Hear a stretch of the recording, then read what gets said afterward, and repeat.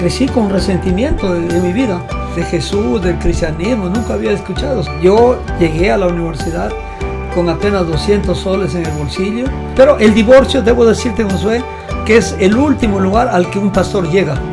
Así que a nuestros amigos les diría yo, dejen de leer la Biblia. Buenos días, buenas tardes, buenas noches, según el horario que nos estés mirando en este momento este podcast. Estamos contentos de estar una vez más en este episodio con un nuevo invitado y esta vez Pastor Alfonso Briceño. Y bienvenido, Pastor. Un gusto saludarte, compañero. Gracias por la invitación. Saludar también a nuestros amigos que nos están viendo. Un cordial saludo para ustedes. Gracias, Pastor. La verdad que nosotros estamos contentos por la invitación que ha aceptado. Contentos porque sin duda el ministerio de un pastor es algo valioso, pero es mucho más, pastor, cuando el pastor tiene todo el tiempo completado dentro del ministerio. Creo que siempre se nos dice que son pocos los que llegan a la meta y justamente de eso queríamos saber de usted, porque usted está en una etapa muy linda del ministerio, que es decir, como Pablo dijo, ¿no? He llegado a la meta final. Pastor, de eso queríamos conversar, pero antes de llegar a esa parte bonita que también es de su ministerio, comenzar, pastor, desde el inicio. ¿Cómo Cristo llegó a su corazón? Mira, primero yo debo decirte que yo no nací como adventista en cuna, me hubiera gustado, no estudié en un colegio adventista. Yo soy transformado, yo soy convertido por la gracia, la misericordia del Señor Jesús. Yo llego a conocer el Evangelio en un momento especial de mi vida, porque yo vengo de estudiar de la noche. Yo estudié de noche y de día trabajaba. Y allá en mi pueblo de Cajamarca, donde yo nací, crecí con resentimiento de mi vida, porque vi cómo los terratenientes, cómo los gamonales abusaban de mi padre. Entonces yo crecí con eso y decía, un día yo voy a estudiar para ser abogado y voy a defender a los más pobres. Y en eso iba. Iba para abogado. Iba para abogado terrenal, iba a estudiar en la San Marcos. Iba para allá y casi ya, fíjate, terminando el último bimestre, sería, o el último trimestre del año. Yo una noche salgo al recreo y veo a un compañero que está rodeado de varios muchachos.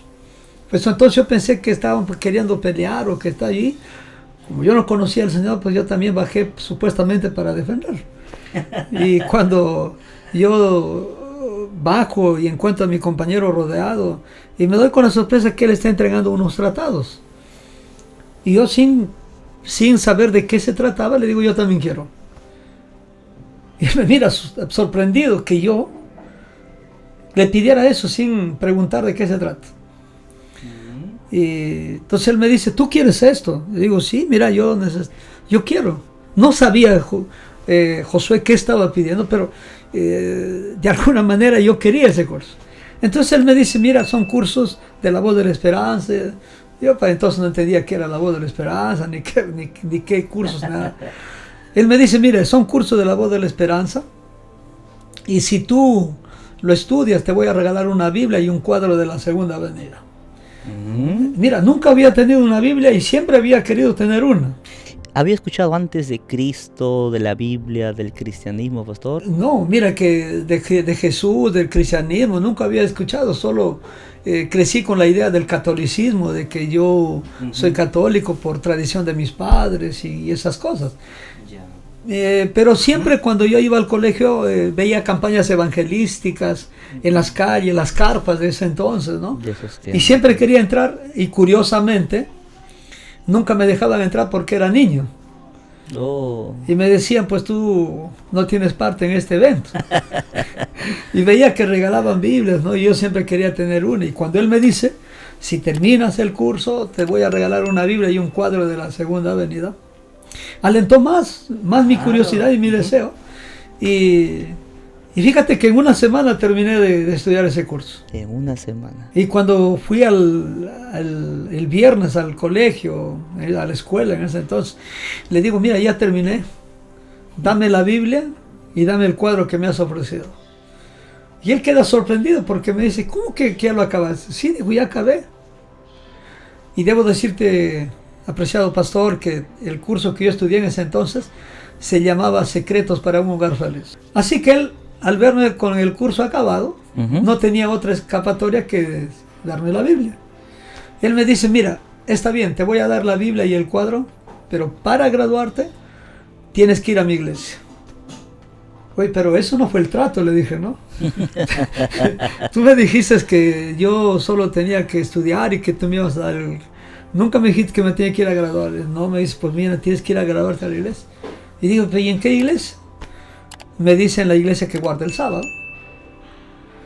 Y siempre que yo quería la Biblia, pues está bien, pues vamos a la iglesia el sábado para que me dé la Biblia. Yo fui transformado a los 25 años. 25 años. Tengo 40 años como miembro de iglesia, 30 años de pastorado. Y agradezco a Dios porque aprendí muchas cosas, sobre todo que ese odio con que yo llegué a conocer el Evangelio, Dios me lo cambió en cuestión de meses, de días, de años. Hoy ya el rencor que sentí antes fue cambiado por el amor del Señor Jesús. ¿Y cómo decide ser pastor? ¿Cómo llego a ser pastor y cómo fue la motivación?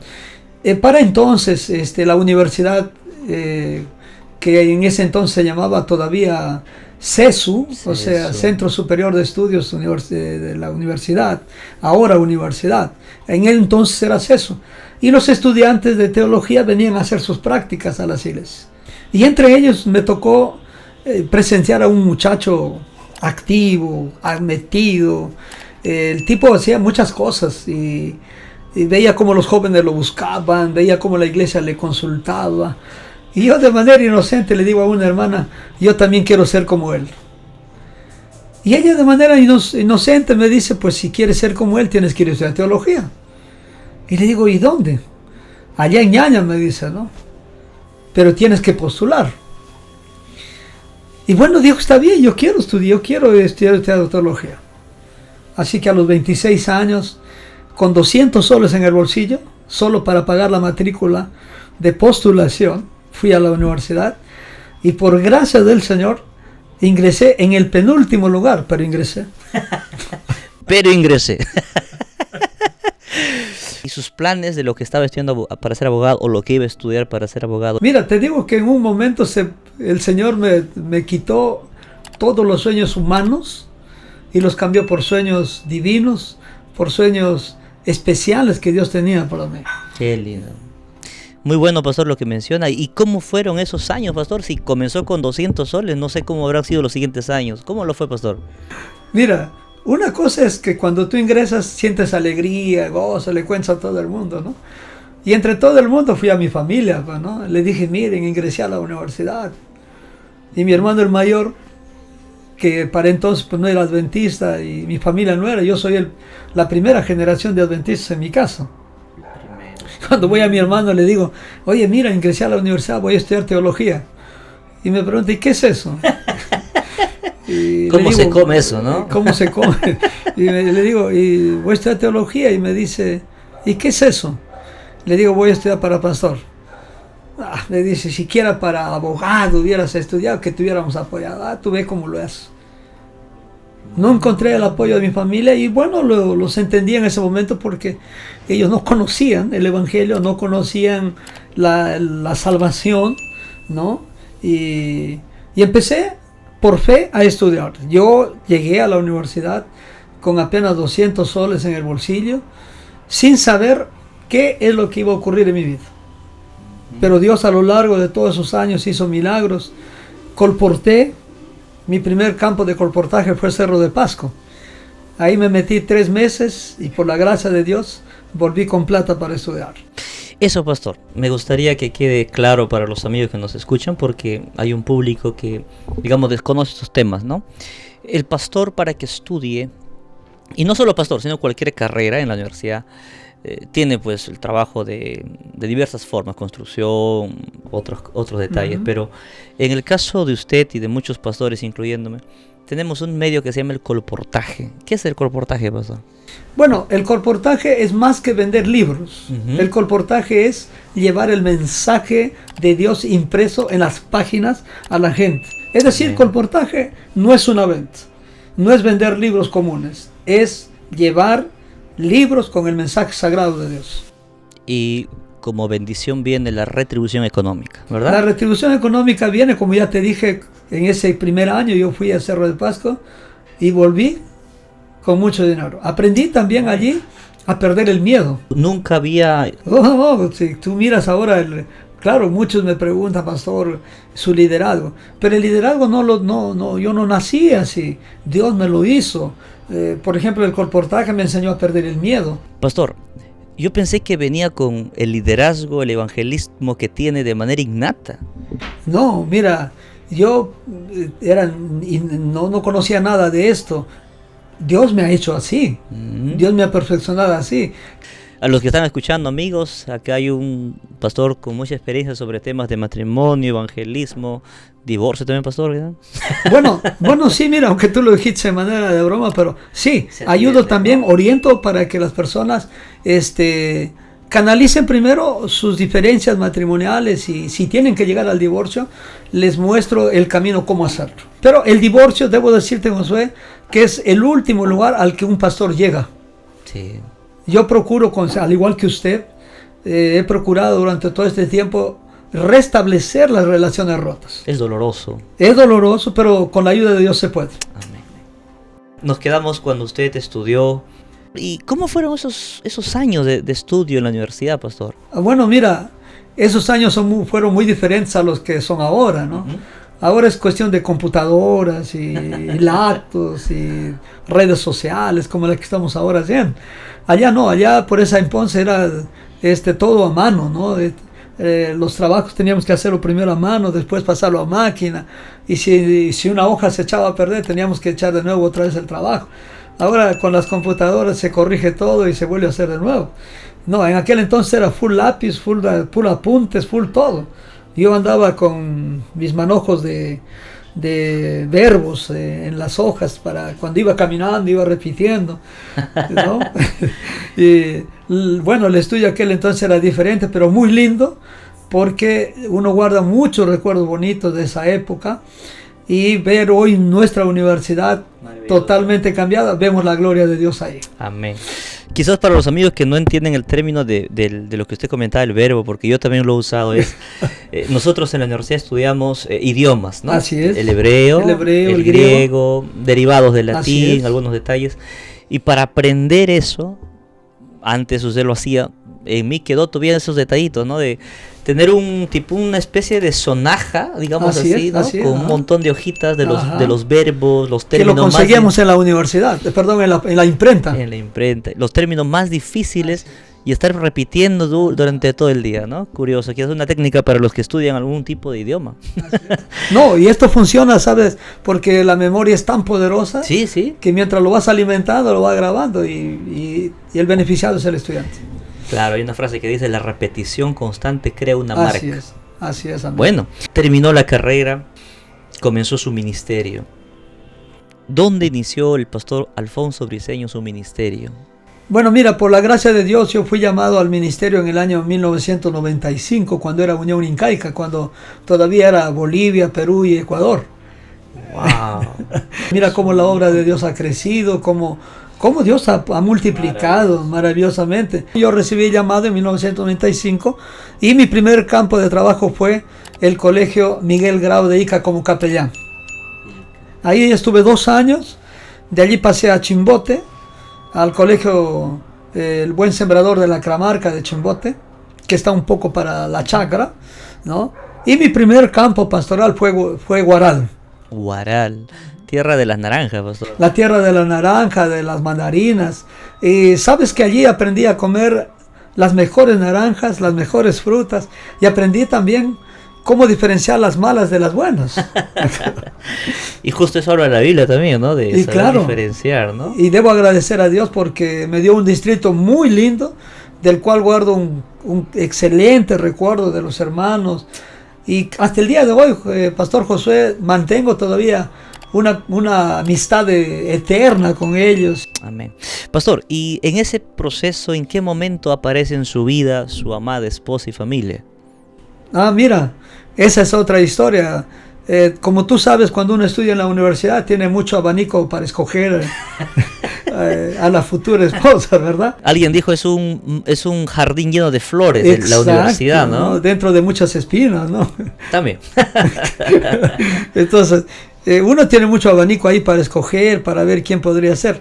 Solo que durante los 5 años, o por decir casi los 5 años, yo nunca me comprometí con ninguna joven allá, porque no quería generarle falsas expectativas, porque yo tenía en mente terminar y emigrar para Europa.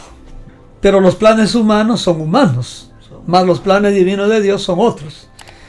Entonces, cuando yo llego al último año de teología, me mandan a hacer mi práctica a la iglesia de San Juan de Miraflores.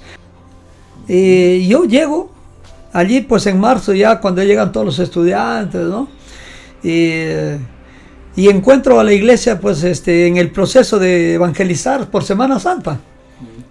Y mi esposa, que regresaba de Iquitos, que ahora mi esposa, en ese entonces la hermana Emma, regresaba de Iquitos de visitar a su hermana, y coincidimos en regresar, ella de allá, yo de la universidad, y un sábado ella me ve que estaba solo, sin ninguna compañía para ir a repartir los volantes. Como Adán, pastor. Como Adán en el como Adán en el Edén, ¿no? Entonces, ella se acerca amablemente, me dice, hermano, ¿usted no tiene con quién ir a repartir?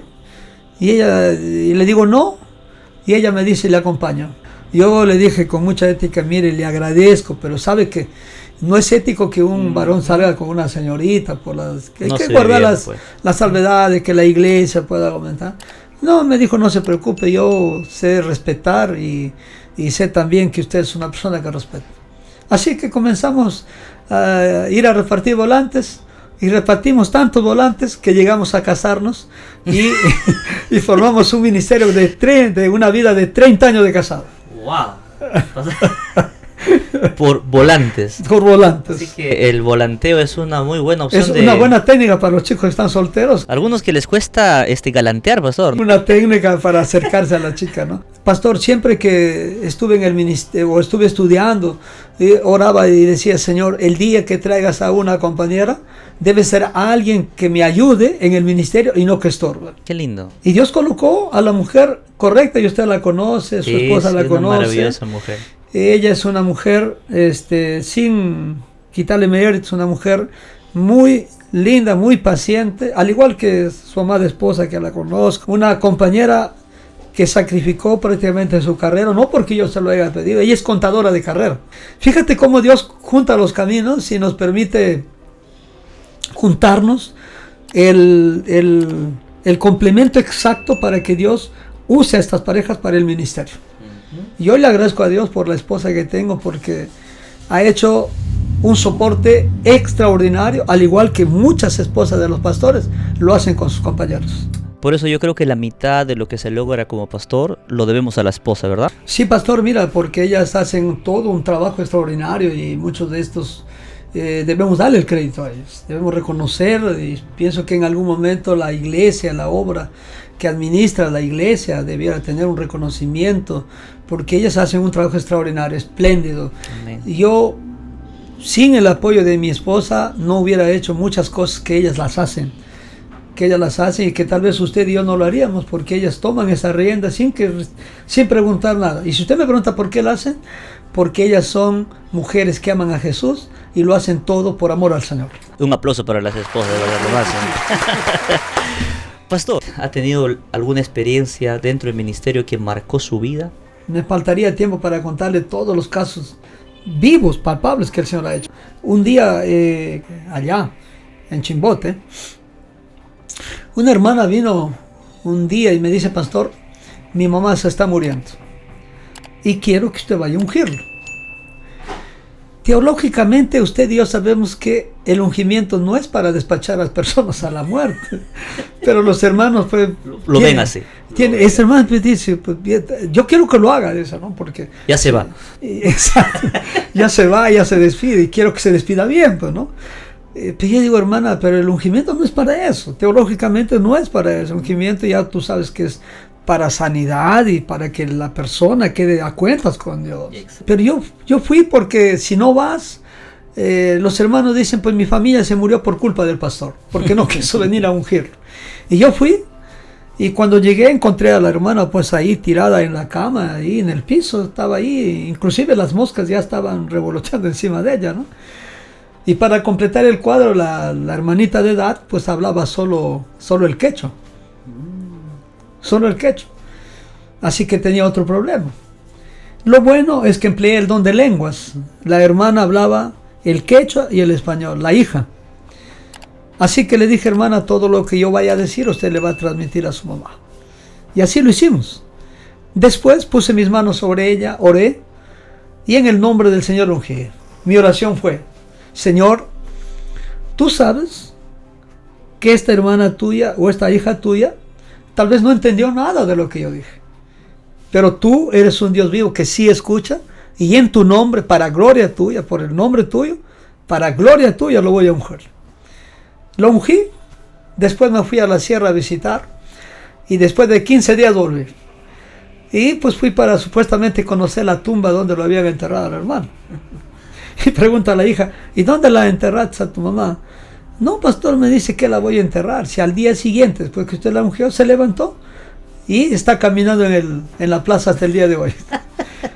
Ahora dígame, si no es un milagro del Señor. Definitivamente, la vida viene de Dios. Ahora, no me digas que el pastor Briceño lo hizo, porque el pastor no tiene poder, el ser humano no tiene poder. Todo lo que se hace, todo milagro es para la gloria y es por el poder y la sangre maravillosa de Cristo. Amén. Pastor, yo creo que Dios nos usa, pero sin dejar de lado de que somos humanos. Así ¿no? es. Somos humanos. Pastor, ¿usted ha lidiado con ese concepto de que por ser pastor somos perfectos? Sí, los miembros de iglesia, Pastor Josué, nos etiquetan como personas infalibles, como personas perfectas. Y ellos de todos esperan que falle, menos el pastor. Y se olvidan que el pastor también es un ser humano. Yo no podría decir ahora, en este momento, con 30 años, decir que ya soy un producto acabado, que ya tengo un lugar en el cielo apartado para mí. No podría decir porque soy ser humano. Tengo todavía mis tendencias, mis luchas, que estoy caminando cerca de Dios, que estoy buscando al Señor cada día, sí.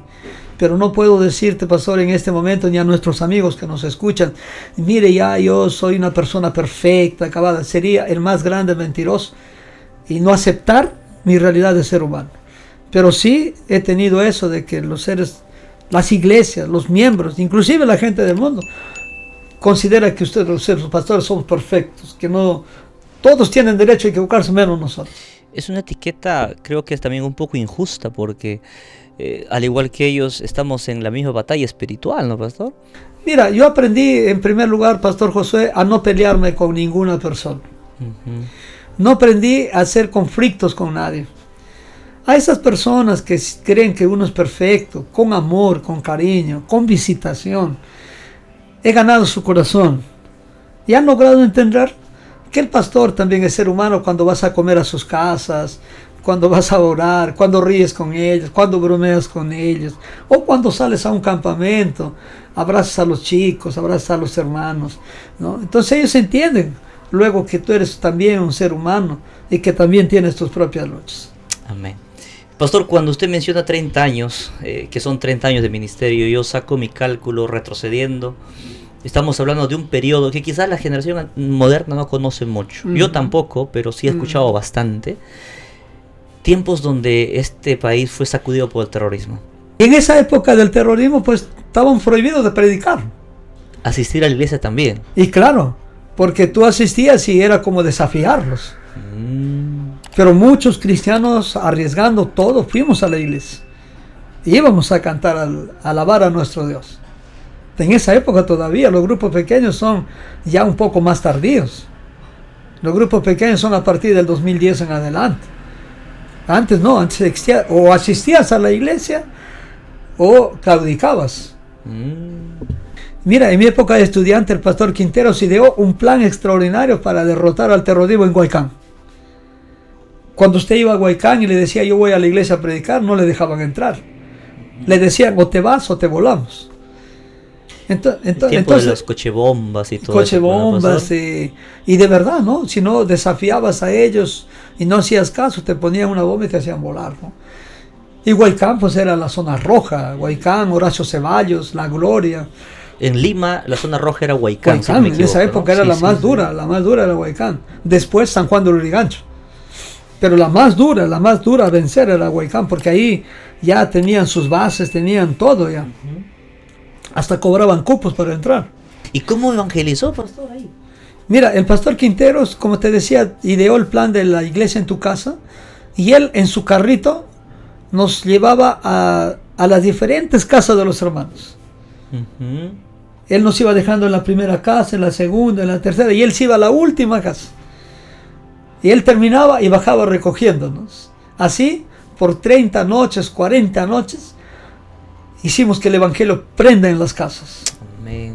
De modo que hoy el terrorismo no pudo frenar la predicación, porque la predicación es de Dios. Amén. ¿No? Hoy existen, me parece, 3 o 4 distritos misioneros en Huaycán. Amén. Cuando tú predicas su palabra, vive el Señor que nada se detiene y su palabra no vuelve vacía. Amén. ¿Usted cómo ve todo el tiempo que ha pasado hasta aquí en su ministerio, pastor? Mira, yo, como le decía hace rato, yo veo con gratitud el ministerio. He tenido distritos muy buenos, pastor. Entre ellos ya le mencioné Guaral, ¿no? El distrito donde más recuerdo por las frutas. Y su primer ministerio también. Pues. Claro, y donde usted va, por ejemplo, a visitar a un hermano a la chacra, y el hermano le dice, lo coloca en una planta de naranja y le dice, escoja la naranja que usted quiera, ¿no? Eso por ejemplo, nadie te lo va a quitar, porque es un privilegio que usted tiene, ¿no? Dentro de los 30 años, yo he tenido 4 años de ser ministerial en la administración también. Pasé por la administración siendo ministerial por la gracia del Señor, ¿no? Qué lindo, pastor. Pastor, y durante todo este tiempo, ¿cómo ha sido su caminar cristiano? Durante estos 30 años de ministerio, hemos tenido momentos buenos y hemos tenido momentos malos, ¿no? Malos en el sentido de que siempre hay dificultades y hay problemas en todas partes. Por ejemplo, cuando administras iglesias, encuentras buenos líderes que te apoyan, y como también hay otros que son reacios a trabajar, ¿no? Por ejemplo, uno de ellos, cuando llegué al distrito, en un distrito ex, no voy a mencionar cuál, y me trató de manera como déspota, fría, ¿no? Pero al final yo lo abracé, y un día le digo, quiero ir a comer a tu casa. Y él me mira sorprendido y me dice, ¿usted quiere ir a mi casa a comer? Y sí, le digo, pues no, quiero ir a tu casa porque quiero conocer y quiero saber quién eres. Hasta el día de hoy es mi amigo. Amén. ¿No? En relación familiar, mire, debo decirle que tenemos puntos de vista diferentes con mi esposa, pero conflictos grandes nunca lo he tenido. En la vida espiritual, la mayor parte y hasta el día de hoy, lo sigo caminando de rodillas, estudiando la palabra y con alabanzas al Señor. Amén. Ese es el secreto, pastor, para ser un cristiano de éxito. De rodillas, estudiando la Biblia, orando al Señor y cantando alabanzas al Señor. Amén. ¿No? Note que le estoy diciendo estudiando la Biblia. Yo no leo la Biblia. ¿Cuál es la diferencia entre estudiar y leer? Bueno, cuando tú lees la Biblia puede ser un libro común. Pero cuando estudias la Biblia, penetras en el mensaje de Dios, penetras en el texto, penetras en lo profundo de Dios. Y de allí sacas el mensaje divino de Dios para fortalecer tu propia vida y fortalecer la vida de tu iglesia. Qué bonito. Y el Señor Jesús, en San Juan 5:39, dijo, escudriñen, estudien las Escrituras. No dijo lean las Escrituras. Muchos cristianos superficiales solo leen la Biblia y no encuentran el mensaje divino de Dios. Algunos lo usan solo como un agregado, no como lo principal, ¿no? Es como de repente que lo tengo que hacer, porque así lo tengo que hacer, y bueno, ya leo la Biblia y me contento, ya leí. Sí, pues, pero no leíste, o sea, has leído la Biblia, pero no entendiste el mensaje que Dios tiene para ti. O las gemas que están guardadas, ¿no? Exacto.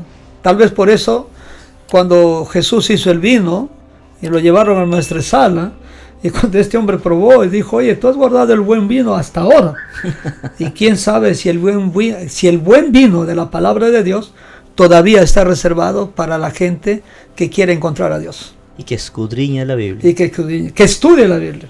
Así que a nuestros amigos les diría yo, dejen de leer la Biblia y dedíquense a estudiar la Biblia. Un buen consejo, pastor. Le comentaba cuando le invité de que este proyecto se llama Cristianos porque queremos conocer a otra persona cristiana que es como nosotros. Usted está 30 años en el ministerio, más de 40 años de miembro de iglesia.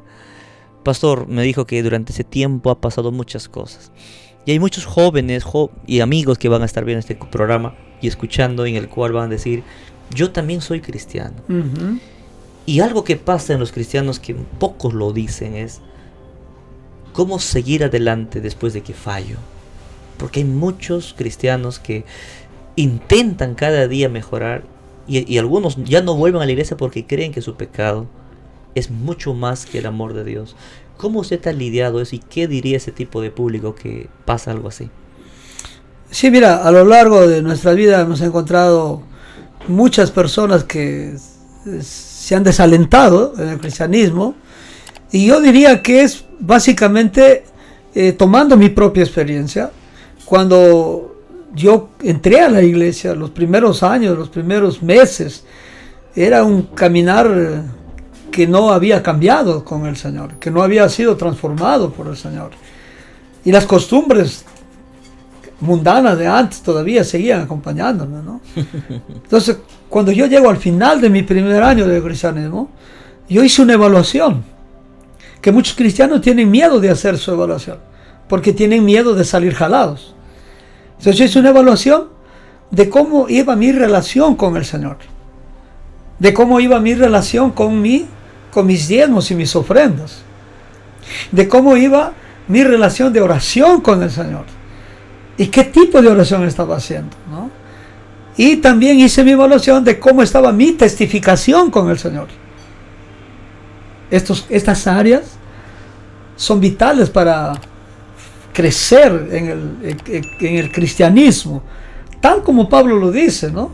Vístanse de toda la armadura de Dios. Amén. ¿No? Pablo dice, no se vistan de cualquier cosa, vístanse de toda la armadura del Señor. Ese año yo, al hacer mi análisis, mi balance, salí jalado, pastor. Debiendo puntos. Y sí, debo reconocer que salí jalado. Wow. ¿No? Pero esa evaluación me ayudó para replantear mis objetivos espirituales. Entonces dije, si sigo por este camino, no voy a llegar a ningún puerto. Lo mismo siempre, ¿no? Si no, uno no evalúa lo que hace, ¿no? Y yo creo que sí, pastor, yo debiera animar a mis amigos que nos están escuchando, de que no tengan miedo a hacerse una evaluación, sea cualquiera que quieras hacer, espiritual, material, económico, de trabajo. No tengas miedo, porque eso nos ayuda a mirar qué hemos hecho bien y qué no hemos hecho mal, ¿no? Entonces, ese año, como ya le dije, salí jalado y replanteé, y ahí es cuando yo decido ir a estudiar teología. Ya motivado por el joven que yo le dije, bueno, le voy a decir el nombre de quién fue, ¿no? El misionero en ese entonces es ahora que está trabajando en la universidad, el pastor Arnulfo Chico Robles, ¿no? Y él se convirtió en uno de mis mentores espirituales. Y aquí debo decirle a mis amigos que otro ingrediente para crecer es buscar un mentor espiritual. Yo busqué a él, busqué a un hermano ya de muchos años en la iglesia y me apegué. Cuando fui a colportar también busqué a uno colportor de mucha experiencia. Y como el japonés lo comencé a escanear, pues, ¿no? Es decir, absorbí las cosas buenas que ellos tenían, ¿no? Porque como seres humanos también tienen sus cosas, ¿no? Claro.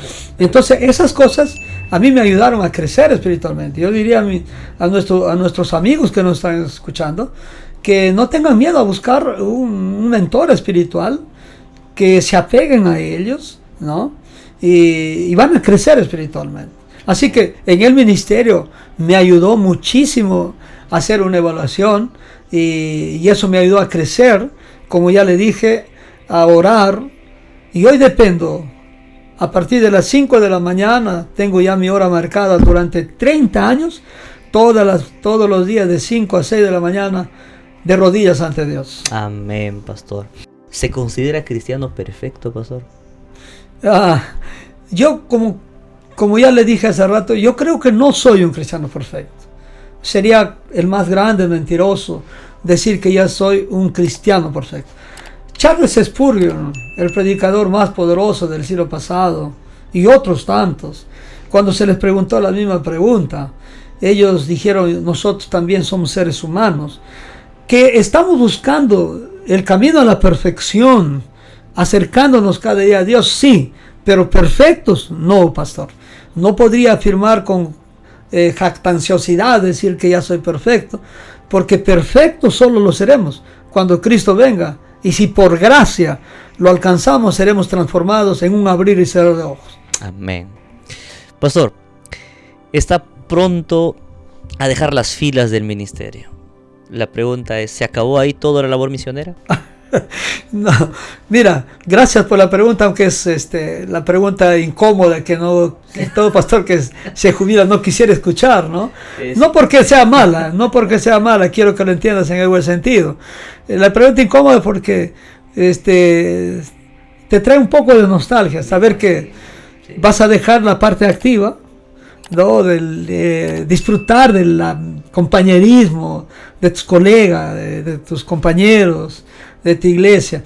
Pero sabes, pastor, que yo ya estoy mentalizado para ese momento. Ya estoy preparado para hacer el desfase de esta parte del ministerio activo a la parte inactiva del ministerio. Pero antes de responderte, déjeme decirle que en mi ministerio, no le conté eso, la mitad de mi familia está en la iglesia. Amén. De lo que no había, solo usted. De lo que yo era la primera generación, ahora la mitad de mi familia está en la iglesia. Y el hermano que un día me dijo: ¿para qué vas a estudiar teología si que no le quería apoyar, ¿no? Abogado, no te voy a apoyar. Hoy él está con toda su familia en la iglesia. Amén. Y uno de sus hijos es pastor en la iglesia. Así es. Y usted lo conoce, se llama César. Pienso que él decidió estudiar teología porque un día acompañó a un hermano misionero a dar estudios bíblicos y ahí Dios lo cambió. Amén. Pues déjeme decirle que cuando mi hermano se enteró que él quería estudiar teología, pegó el grito en el cielo. Dijo: oye, ¿qué vas a hacer?, le dijo, ¿no? Y el chico le dijo: mira, papá, ¿me apoyes o no? Yo voy a estudiar teología. No le quedó que otra. No le quedó otra cosa que apoyar. Y hoy está agradecido porque su hijo es pastor. Gran pastor. Está muy feliz. Y tengo otro sobrino que es pastor también. ¿Así? El pastor Víctor Marquina, que actualmente está trabajando en la misión Central Sur. La familia. La familia, mire cómo Dios hace. Y si usted me pregunta cómo lo hizo, simplemente el testimonio personal de cómo Dios te cambia, te transforma, puede hacer mucho más que cualquier sermón predicado. Amén. Mire, yo estoy dejando la parte activa en menos de 2 o 3 meses, estoy dejando, tal vez 4, ¿no? Humanamente siento un poco de nostalgia de mis compañeros, pero debo decirle que cuando termine la parte activa, ya no voy a volver a tener actividad con mis compañeros porque quiero dejarlos tranquilos a ellos y quiero que también ellos me recuerden con cariño. Amén. Eso es lindo escuchar, pastor, que el pastor no acaba, solo cambia de función. Muchas gracias, pastor, por su tiempo y de verdad, queridos amigos, si te gustó el programa que hemos hecho, no te olvides estar conectado cada semana que subimos un nuevo episodio con un nuevo invitado, una nueva historia que nos va a ayudar en nuestra vida espiritual porque queremos seguir creciendo en el ámbito cristiano. Porque somos como tú intentando ser como él. Cristianos Podcast. Hasta la próxima. Dios te bendiga.